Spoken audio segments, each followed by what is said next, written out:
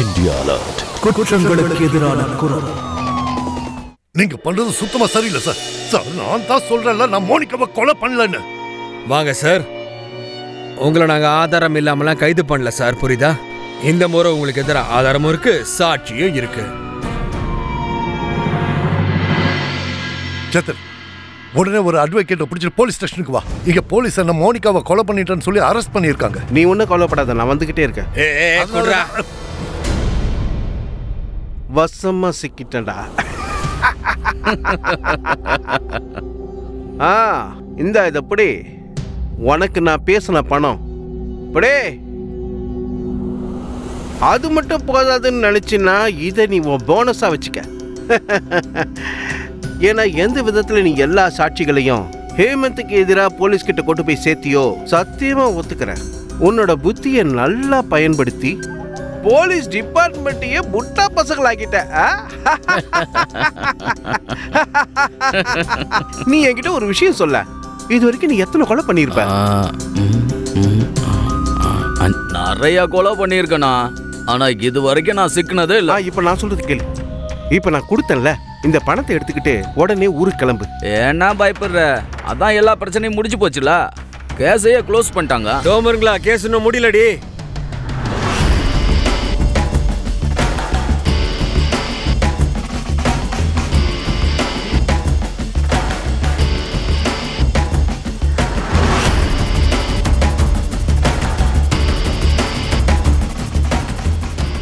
Case இன்னும் இப்பதானே open ஆயிருக்கு. எனக்கு 100% தெரியும், இந்த கேஸ் ஓப்பன் ஆன உடனே நீங்க 2 பேரும் மீட் பண்ணிப்பீங்கன்னு தெரியும்டி. அதனால தான் எங்க கழுகு பறவை உங்க மேல இருந்துகிட்டே இருந்துச்சு. எனக்கு அன்னைக்கே உன் மேல சந்தேகம் இருந்துச்சுரா. நீ அன்னைக்கு ஸ்டேஷனுக்கு வந்தியில்ல, என்ன நினைச்சிட்டு வந்த? இந்த மாதிரி பொறம்போக்கு பேமானிங்களை வச்சு போலீஸ்காரனுங்களை முட்டாக்கு ஆக்கலாம் நினைச்சாடா? நீ ஜோடிக்கப்பட்ட சாட்சிகளை போலீஸ்காரங்க விசாரணையே பண்ணாம நம்பிடுவாங்கன்னு நினைச்சல. எப்படியெல்லாம் ஹேமந்துக்கு எதிராக உன் ஆபீஸ்ல இருந்து எங்களுக்கு சாட்சிகள் கிடைச்சதோ அப்பவே நாங்க அதையும் விசாரிக்க ஆரம்பிச்சிட்டோடி. அங்கதான் எங்களுக்கு இந்த புறம்போக்கு பத்தி தெரிய வந்துச்சு. அதுக்கப்புறம் ஹேமந்த் அரெஸ்ட் பண்ற மாதிரி நாங்க ஒரு சின்னதா டிராமா போட்டுண்டா. அப்பதானே உண்மையான திருட்டு பாடு மாட்டுவான். இங்க பாருங்க ஹேமந்த், உங்களுக்கும் உங்க பொண்டாட்டிக்கும் அண்டர்ஸ்டாண்டிங் சரியில்லைன்னு எங்களுக்கு நல்லா தெரியும். உங்க பொண்டாட்டியை நீங்க கொல்லலங்கிறது எங்களுக்கு தெரியுங்க. ஆனா குற்றவாளின்னு ஒரு புறம்போக்கு இருக்கான்ல, அவன் உங்களுக்கு பக்கத்திலேயே தான் இருக்கான். அவனை பிடிக்க உங்களோட உதவி தேவை. சொல்லுங்க இன்ஸ்பெக்டர் சார், நான் உங்களுக்கு எல்லா விதத்திலையும் கோஆபரேட் பண்றேன். எனக்கும் மோனிகாவுக்கும் நடுவில் 1000 இருக்கலாம், ஆனா அவளுக்கு நடந்தது மோசமான விஷயம். அதுல எனக்கு உடன்பாடு இல்லை. இதை யார் பண்ணியிருந்தாலும் சரி, அவங்களுக்கு தண்டனை வாங்கி கொடுக்கறதுக்காக நான் உங்க கூட உதவியாவே இருப்பேன். இவனை தெரியுமா? இவன் யோகேஷ், இந்த சேத்தனோட தூரத்து சொந்தம்னு நினைக்கிறேன். 15-20 நாளா வேலை பார்த்துட்டு இருக்கான். ஆனா எம்ப்ளாய் கிடையாது, எடுபடி வேலை பார்த்துட்டு இருக்கான். அப்புறம் ஏன் இவன் உங்க வீட்டுக்கு வந்துட்டு போயிட்டு இருக்கான்? பொதுவா அக்கௌண்ட் சம்பந்தப்பட்டதுல என் கையெழுத்து தான் தேவைப்படும். அப்புறம் இந்த மோனிகா பிரச்சனை ஆரம்பிச்சதுல இருந்து சேத்தனுக்கு பணம் எடுக்கிறதுக்கு ரொம்ப கஷ்டமா இருந்தது. சேத்தனுக்கும் உங்க பொண்டாட்டிக்கும் உறவு முறை எப்படி இருந்துச்சு? மோனிகாவை அவனை ஒரு தங்கச்சி மாதிரி தான் நினைச்சிருக்கான். என் முன்னாடியே மோனிகாவை நிறைய திட்டிருக்கான். ஆனா எனக்கு தெரியாம அவங்க 2 பேரும் மீட் பண்றாங்களா பேசுறாங்களான்னு எனக்கு தெரியாது. அப்புறம் இன்னொரு விஷயம், சேத்தனுக்கும் உங்களுக்கும் இடையே பண விஷயமா ஏதாவது மனக்கசப்புகள் இருந்துட்டு இருந்துச்சுங்களா? இல்ல அப்படியெல்லாம் மனவருத்தெல்லாம் ஒன்றும் கிடையாது. என்ன லாஸ்டா 2-3 டீல் எங்களுக்கு கேன்சல் ஆயிடுச்சு. அதோட விளைவு எங்களுக்கு கோடிக்கணக்கில் லாஸ் ஆயிடுச்சு. இங்க பாருங்க ஹேமந்த் சார், ரொம்ப முக்கியமா இனிமே நீங்க என்ன கேட்காம இந்த பேப்பர்ல சைன் பண்ணக்கூடாது. ஏன்னா உண்மையான குற்றவாளி கிடைச்சிட்டான் சார். என்ன? யார் சார் இது? உங்க பிசினஸ் பார்ட்னர், உங்க பொண்டாட்டியோட கூட பிறக்காத நொன்ன சேத்தன். அவன் தான் இதெல்லாம் பண்ணிருக்கான்னு உங்களுக்கு தெரியும்னா ஏன் அரெஸ்ட் பண்ணாம இருக்கீங்க? என்னால அவரை கைதெல்லாம் பண்ண முடியாதுங்க. ஏன்னா எல்லா ஆதாரங்களும் உங்களுக்கு எதிராக இருக்கு. சட்டம் யாருக்கு எதிராக ஆதாரங்கள் இருக்கோ அவங்கள தான் குற்றவாளின்னு சொல்லும். இருந்தாலும் நீங்க கவலைப்படாதீங்க. எப்படி அவன் உங்களை மாட்டி விடுறதுக்காக போலீஸ்கிட்டயே கேம் ஆடி இருக்கானோ, அவனுக்கு எதிராக நாமளும் ஒரு கேம் ஆட போறோம். இப்போ புரியுதா? நாங்களும் இப்படிதான் எங்களுடைய நாடகத்தெல்லாம் அரங்கேற்றம் பண்ணோம்டா. அப்பதானே உன்னை பிடிக்க முடியும். எல்லா உண்மையும் நீயே சொல்றியா இல்ல நான் சொல்ல வைக்கிறேனா? வேலை சார் நானே சொல்லிடுறேன்.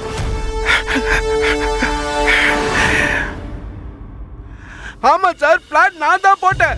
இந்த ஹேமந்த் கூட நான் 10 வருஷமா பிசினஸ் பண்ணிக்கிட்டு இருக்கேன். இந்த 10 வருஷத்துல இவன் என்னுடைய 2 பெரிய பிசினஸ் ஒழிச்சு கட்டி இருக்கான். நஷ்டம் யாருக்கு? எனக்கு. கோடிக்கணக்கில். யார் ஏத்துக்குவா? நானா அவனா? இவனை கொல்லணும்னு முடிவு பண்ணிட்டேன். அதுக்காக ரொம்ப நாளைக்கு முன்னாடி யோசனை பண்ணேன். ஆனா அப்படி இவனை கொன்னுட்டா அந்த பழி யார் மேல வந்து விழும்? எல்லா பழியும் என் மேலதானே வந்து விழும். அப்பதான் நான் இவனோட உடைஞ்சு போன உறவு மேல டார்கெட் பண்ணேன். எனக்கு நல்லாவே தெரியும் எப்ப சந்திப்பு நடந்தாலும் மோனிகாவுக்கும் இவனுக்கும் நடுவுல டிவோர்ஸ் பிரச்சனை நடக்கும் அப்படிங்கிறது. ஹேமந்தை மாட்டி விடுறதுக்காக நான் மோனிகாவை பயன்படுத்த ஆரம்பிச்சேன். அவ ரொம்ப ஈஸி டார்கெட்டா இருந்தா. முதல்ல அவளுடைய நம்பிக்கையை மேல என் பக்கம் திருப்பினேன். அந்த நம்பிக்கை வந்த பிறகு அவளுக்கு நான் ஒரு உறுதி கொடுத்தேன். அவளுடைய டிவோர்ஸ்க்கு நான் ஃபுல்லா சப்போர்ட் பண்றேன்னு சொன்னேன். அதனாலதான் மோனிகா கிட்ட நான் ஹேமந்தோட பழைய ரிலேஷன்ஷிப் சம்பந்தப்பட்ட போட்டோஸ் எல்லாத்தையும் காட்டுறேன்னு சொல்லி யோகேஷ் மூலியமா போன் பண்ண வச்சு இங்க வேர் ஹவுஸ்க்கு வர சொன்னேன். ஆனா நானே எதிர்பார்க்காத விதமா மோனிகா இங்க வரும்போது தன்னோட வக்கீலையும் கூட்டிட்டு வந்துட்டா. ஏற்கனவே மோனிகா சாக வேண்டியவ, அப்ப கூட வந்த வக்கீலை மட்டும் எப்படி விட முடியும்? அதனால்தான் யோகேஷ் கிட்ட நான் பணம் அதிகமா தரேன்னு சொல்லி அவங்க 2 பேரோட கதையும் முடிக்க சொல்லிட்டேன்.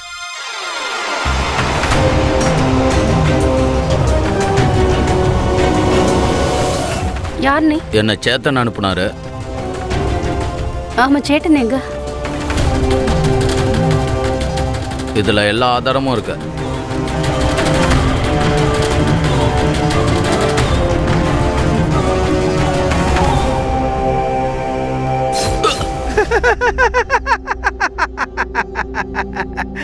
இந்த கேஸ்ல எல்லா ஆதாரங்களும் ஹேமந்துக்கு எதிராக இருந்தது. என்ன நான் ஒரே ஒரு தப்பு பண்ணிட்டேன், ஒரு சின்ன தப்பு. அதனால நான் இப்ப மாட்டிக்கிட்டேன். என்ன காட்டி கொடுத்த யோகேஷை இப்பவே நான் கொலை பண்ணிடுறேன்.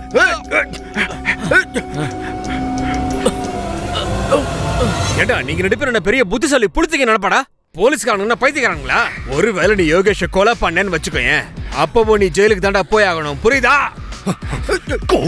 குழி பறிச்சுட்டு பாவி. போய் என் தம்பி மாதிரி நினைச்ச பாரு.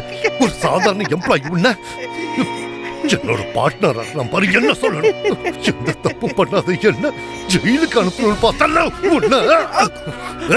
விடுங்க ஹேமந்த் சார், டென்ஷன் ஆகாதீங்க. செத்த நாய் மேல எத்தனை வண்டி ஏறினா என்ன?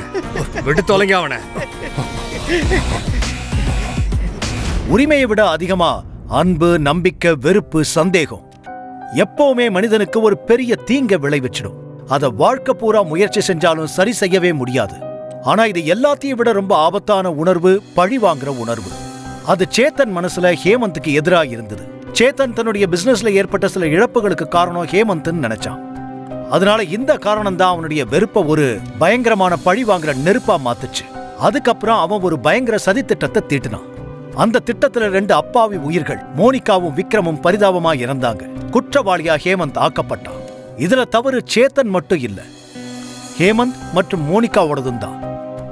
உரிமையை விட விசுவாசத்தை நம்பி ஹேமந்தனுடைய அந்தரங்க வாழ்க்கையை பத்தி ஒரு விசுவாசம் இல்லாத நபர்கிட்ட சொன்னான். அவன் நண்பன்கிற போர்வையை போத்துன பகைவனா இருந்தான். அப்புறம் மோனிகாவும் சேத்தனை போய் நம்பி தன்னுடைய புருஷனுக்கு எதிரான ஆதாரங்களை வாங்க உதவி கேட்டா. அதனால சேத்தன் இவங்க 2 பேருடைய நம்பிக்கையையும் பயன்படுத்திக்கிட்டு இந்த அசம்பாவிதத்தை நடத்திட்டான். நாங்க உங்ககிட்ட சொல்ற விஷயம் ஒண்ணுதான், நீங்களும் வாழ்க்கையில மத்தவங்களை கண்ணை மூடிக்கிட்டு நம்பாதீங்க.